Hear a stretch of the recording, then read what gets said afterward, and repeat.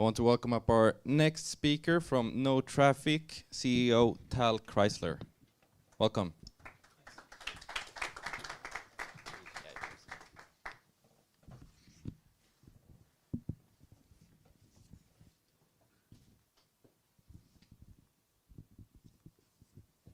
Okay, so good afternoon, everyone. My name is Tal Chrysler. I'm the CEO of NoTraffic, and we are a deep tech company. Develop what considered today as the leading mobility platform. Excited to be here. Thanks for inviting me. My first Capital Market Day, so it's a huge honor and pleasure. Our mission in NoTraffic is to change the way that we are operating traffic signals and transform them to a whole cloud-connected and dynamic network with the goal of improving efficiency, safety, reducing emissions, and also to enable the next generation of advanced mobility services. We've established a company back in 2017. Our R&D is based in Israel. Currently, our business operation is in the US and Canada. We're now starting to explore additional markets, among them Europe and other territories.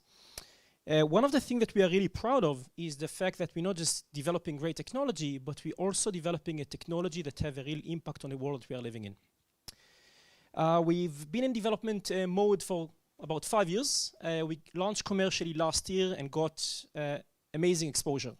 We were selected by the time as one of the 100 most influential companies around the world, along companies such as Moderna, Rivian, and others. Been highlighted in various keynotes, such as the CEO of NVIDIA, that position us as the companies that revolutionizing the mobility space using AI, and got amazing coverage in all major publications such as New York Times and quite a few others. We've built a strong team of exceptional people that's helping us to grow the company and take it public in the future. Among them, Lior Endelsman, who is one of the founders of SolarEdge. I think that's one of the most successful companies that came out of Israel. Lars, which I think most of you already know, was executive in Uber and great help. Sebastian that bring a lot of experience in the finance side. Victor Mendez, who was the former Deputy Secretary of Transportation for the US DOT. And prior to that was the head of the Federal Highway Administration, and Professor Nathan Gartner, who considered today as the top professor in the field of adaptive traffic lights and traffic signals. Until today, we raised $75 million. We just announced our last round of funding a couple of months ago, led by M&G, with participation from VNV. So thank you for joining us.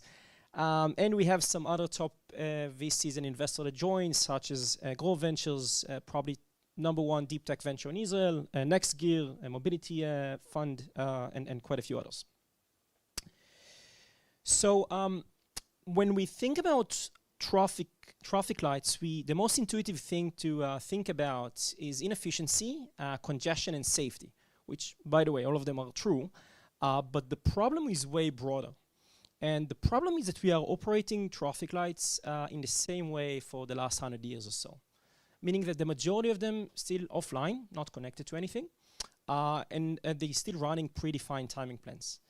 And that's this type of a lack of communication and real-time operation basically not allow them to react to various changing environments, and also to differentiate between different types of road users, such as public transportation, emergency vehicles, pedestrians, scooters, etc.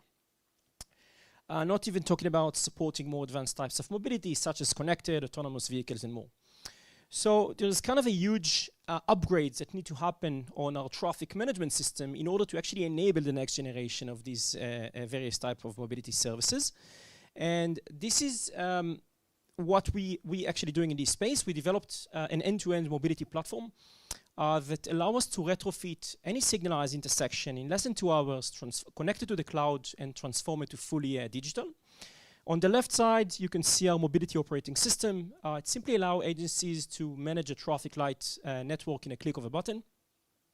On top, these are IoT devices that we are manufacturing that with the idea of complementing the lack of communication, data, and compute power that we do not have currently at signalized intersections. We're using technology that's called edge compute. It allows us to have a very fast installation, shipping our sensors to anywhere we want around the world. Our installer connected on the traffic lights, and within 2 hours, it's all up and running. Zero requirement from the public sector. Functionality-wise, we're providing as part of our basic package AI detection. We run algorithms in our sensor that have the ability to detect and differentiate any object in a human eye level in the vicinity of the intersection, and also to share this information between the different intersections that connected to our network. The last thing is our 24/7 over-the-air support, which might sound trivial to most of you that being exposed to the tech sector. In the traffic space, that's mind-blowing feature. This sector today is very hardware-driven, and therefore, when something breaks, agencies have to call a technician, and usually take him a month or so to come to fix it. With our platform, we're talking about less than 2 hours. So this is one of our great differentiator.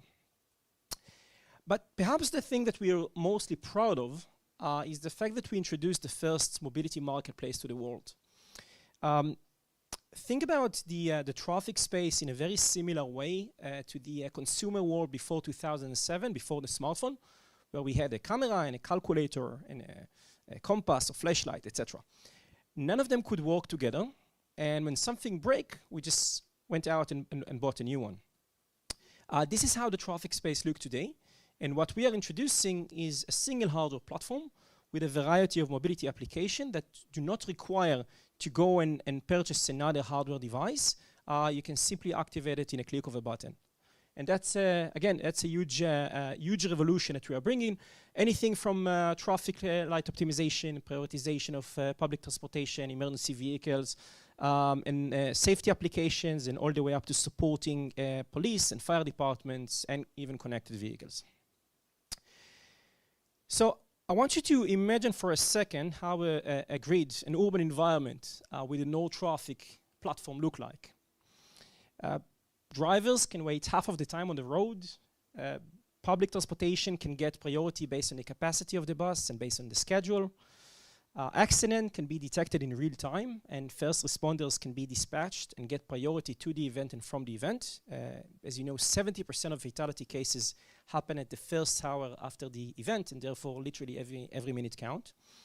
At the same time, traffic can be divert through alternative routes in order to avoid congestion in first place. Pedestrians can get priority next to school. Freight can get priority on certain arterials. Drivers can get information about what the traffic light is doing, when it's about to change, safety critical information about pedestrian or vehicle beyond line of sight, etc. And on a macro level, based on our study and deployments, we can reduce on an annual basis about 4,600 months of delay, about 26,000 tons of CO2, which equivalent to take about 6,000 vehicles off the road, and provide various types of advanced services. Now, I know it sounds great, but I want to show you how it looks in the real world. And that's a demonstration from one of our customers, one of our partners in Arizona, Tucson, Arizona.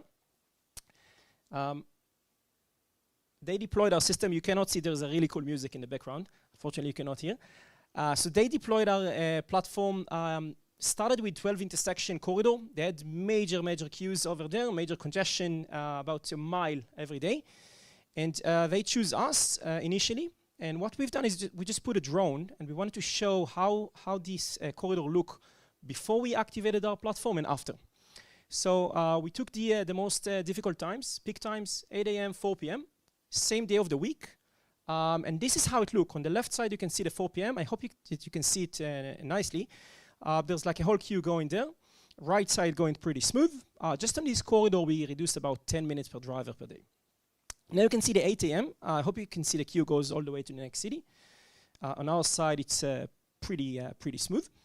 Another cool thing is that we actually managed to improve the road capacity by about 10%. So more vehicles, waiting less time. We improve all other parameters, by the way. Pedestrians waiting less. Obviously, it was a great success. The city decided to move forward with us and expanded, and now we are operating a major chunk of the city. In the last couple of years, we also went through various state validations and approvals. We got approval to operate in Texas, in California, in Georgia, and quite a few others, currently operating in dozens of cities across the US and deploying every city every week, with few agencies. We are operating via a network of partners. So we have both traffic equipment resellers that going out and selling our platform, and also another layer of strategic partnerships with companies such as Rogers Communication, which is the largest telco in Canada, AT&T, NVIDIA, and quite a few others. So as mentioned before, we've launched commercially last year. We see great growth in all parameters. We've done between double to 4 times over last year. Managed to do 3.5x on our customers, double the intersection sold, double the booking that we've generated, and 4.5x on revenues. We're currently working on improving our hardware side on our sensors on a massive cost reduction project that should take us to cash flow positive by the end of 2025. Now, another interesting factor, we all seeing what's going on in the tech space out there. The water are pretty rough. In our space actually going through the best time ever. First of all, there's a lot of public pressure to mitigate safety, congestion, and emissions. Right, road fatality went up by more than 10% from last year. Transportation generates about 29% of emissions, and obviously congestion becoming crazy. And we're starting to see huge allocations of funding from federal governments toward infrastructure. So in the US, we're talking about the infrastructure bill of $1.2 trillion, but also in Germany, about 300 billion, and UK, and quite a few others. Another interesting factor is that this domain was relatively sleepy in the last 100 years or so, with a lot of traditional companies operating in. And we're starting to see a lot of interest from tech companies, auto OEMs, telcos, cable companies, etc., that's seeing a lot of interest and a lot of potential in this space. Last thing is the technology leap that's allowing us to utilize technologies such as edge compute, 5G, etc., in order to make the installation and operation part for agencies as seamless as possible. We have an agenda in our company. We call it zero homework to the public sector. Give us a go and we'll deploy it in 2 hours, no matter if you have communication or if you have traffic light controller from the 70s, or if the intersection is in the middle of the desert. True story, by the way. We're good with that. We don't need them to do anything. So another cool thing that we've done, this was in Canada in collaboration with Rogers Communication and NVIDIA. So we have no sound, but basically, let me jump to the I'll jump to the results. And by the way, if someone wants, we just launched it. We've done an intense study together with Rogers Communication, NVIDIA, and the University of British Columbia. And we just launched a webinar about a month ago, sharing the results, the video, the white papers, etc. Generated huge exposure. So happy to share it with anyone who's interested after. But just in short, we've deployed 5 intersections as the initial installation in Canada. The goal of the agency was to actually improve pedestrians' delay, right? So not only that we managed to reduce annually pedestrian delay that's equal to 2,400 days, we actually managed to reduce, in addition, vehicle delay equal to 4,700 days, reduce about 74 tons of emissions, and generate economic benefit equal to 165,000. Now, if we are extrapolating this for the entire Vancouver, which is where we deployed, we can reduce over a year more than 55,000 days equivalent of delay for pedestrians, more than 139,000 vehicle delay, generate or reduce, economic emissions, by 52,000 tons. And the total economic value for this is $84 million. So that was, again, got a lot of attention. We already have various cities, some already deployed, and quite a few others in the region that now we're moving forward with. The last demo I want to show you really quickly is from a demonstration that we've done with California Department of Transportation. Spending a full day with them, also one of our partners, demonstrating a lot of our capabilities. Among them, some more advanced services and applications. In this case, you can see our vehicle approaching to an intersection and getting an indication from our system that there is a pedestrian around the corner that the vehicle is about to hit if he's not going to reduce his speed. Think about it like something that complement ADAS systems, specifically in signalized intersection, which are home for about 50% of accidents that include fatalities and injuries. So that's about us. Again, thank you very much. And I just want to summarize or to finalize by saying that I hope that each and every one of the people that sit here in the room is not just proud because he's part of a company that's leading this market, but also you should be proud because you are contributing to your companies that literally making the world a better place. Thank you very much. Thank you for that.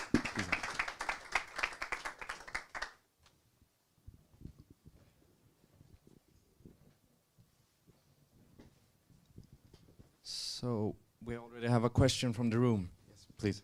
Hi. How do you price your product, and what's the competitive landscape like, and how are you sort of different from your competition? Great.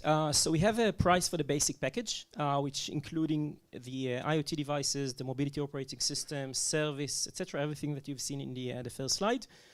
We kind of have an annual price for that, and then we have additional pricing for every application that they are activating on top.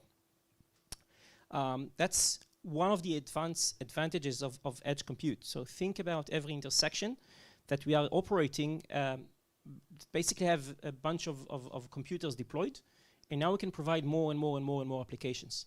So as a company, although we have hardware component, we can get to north of 90% gross margin moving forward because we have unlimited number of revenue layers that we can provide. In terms of the competitive landscape, so most of the companies in this space are what we call the traditional group operating in this space for a long time. We do see an interesting angle coming from a company based in Canada named Myovision, which have good technology and great backers. But I think that in terms of like new technology, we are considered today as the top in the market. Yeah, one more question here. Just to extend off that, how does the public sector interact with your hardware? Is it leased to them? Do they own it? Do you retain ownership of it? Just want to appreciate the dynamics there. Great. So they are buying basically a service for 5 years. We bundle it for 5 years. During these 5 years, we are taking full ownership that the platform will work.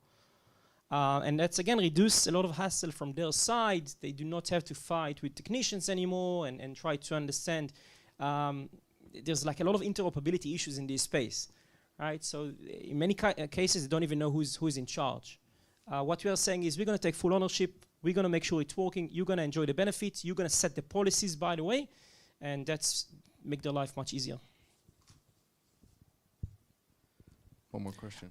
I completely appreciate how useful this can be, and it clearly seems to be a huge benefit. But just trying to understand, despite the benefits, how easy has it been to sell to these various local governments out there? Because clearly they don't get an immediate cost benefit, at least to their P&Ls, or nor do they get a revenue. So how easy has it been, and how long are the sales cycles typically?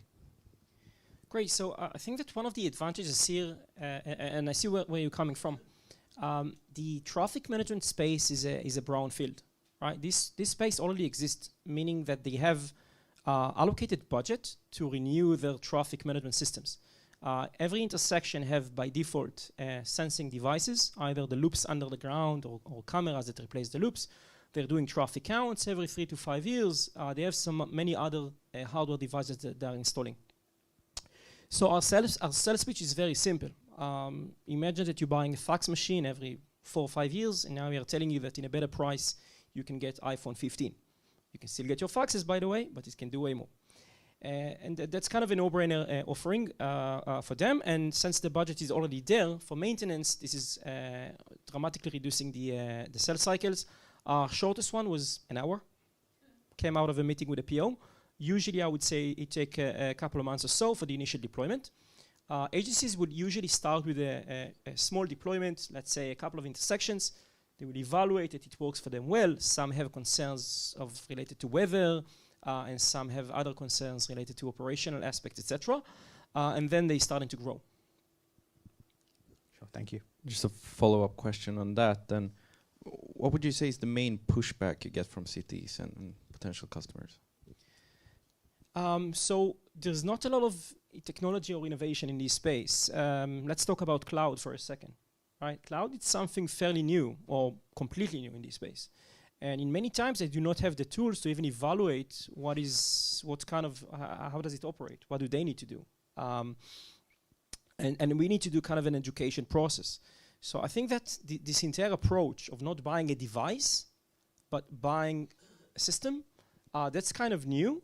But when it's click, it's completely change your perspective. Another question from me. If you could try to elaborate on market potential, because I guess some markets have more advanced solutions than others.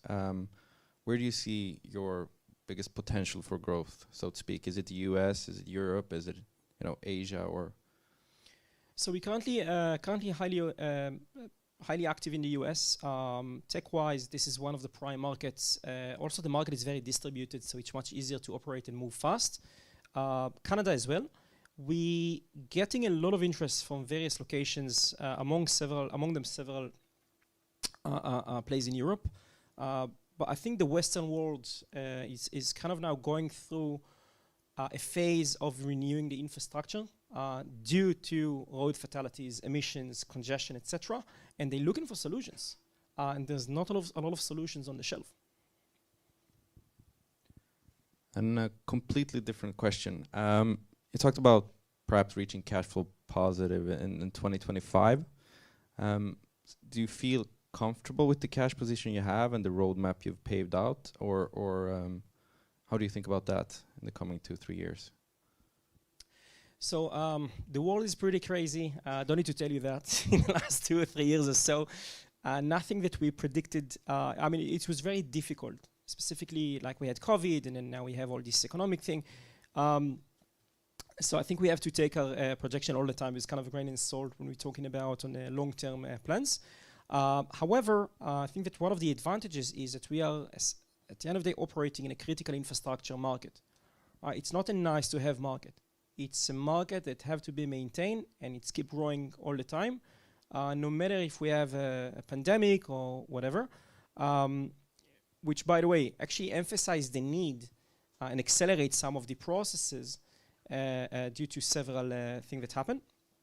But we are all the time maintaining very well our cash position and just making sure that we're on the safe side, also reflecting it to the board and investors. And I can ask Per, but I have kind of an investor group and I'm trying not to bombard too much, but sharing updates every once in a while.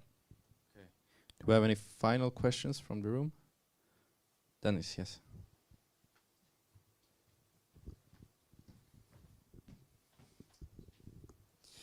Thank you. You mentioned that Western parts of the world is where this probably fits best, or where you would start. How does go-to-market differ between countries? I'm thinking you mentioned US, but also between US and European countries, among European countries. So there is, first of all, I would say kind of a non-recurring engineering cost when going to a new place. We designed the system, we build it to be agnostic to location. So for instance, we have cellular capabilities that we have built in that can connect to any network where we install that, right? And we have the ability to connect to any type of traffic light controller in the market. And we submitted our patents in IP also globally to protect our operation.